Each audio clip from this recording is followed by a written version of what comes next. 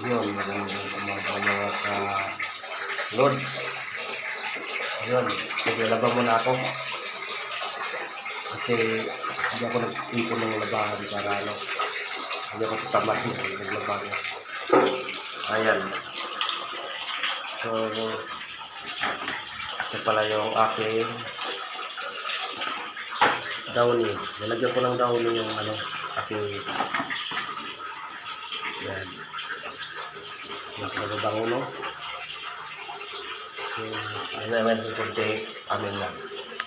Puntahan ko muna yung aking alaga na pusa yan dito sa aking kwarto. Tingnan mo naman yung mga lod, yung alaga kong pusa, oh. Yan, talagang yan ang unan ko dyan. Dyan siya humiga yan sa ko, sa braso ko, sumisiksik. Yung pinagupitan ko po yan. Yan, medyo mahal ang gupit niyan. 550 ang singil sa akin. Yan, oh. So, yun yung aking kama, mga lord. Ayun yung aking alagang pusa na talaga namang malambing na malambing masyado siya. Yan, may mga video nga kami dyan doon sa aking reels, no? Ayan yun. Nag-alala lang ako sa aking kaibigan kung ano nangyari kasi hinatid ko siya ng noong Asay sa bus terminal sa Pasay. Sabi ko sa kanya, tumawag siya sa akin pag nakarating na siya ng Tacloban, Leyte. Si Boyet, yun, Reyes, yun.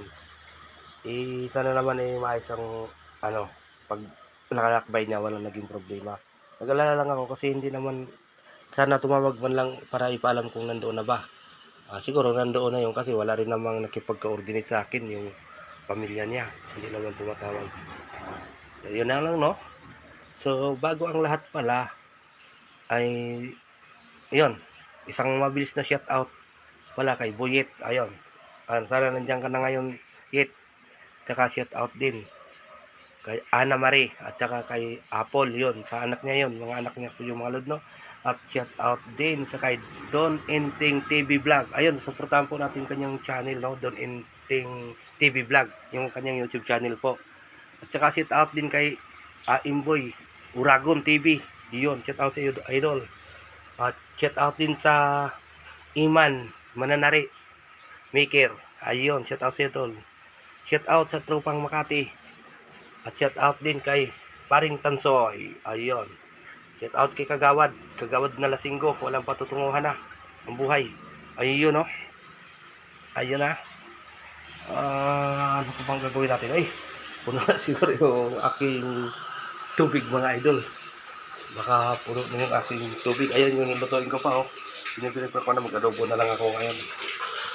Napapatayin ko muna ang tubig. Kasama yung ating tubig, no?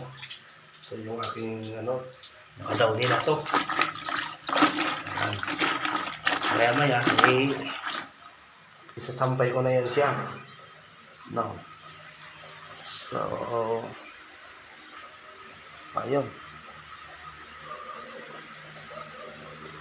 yan lang ang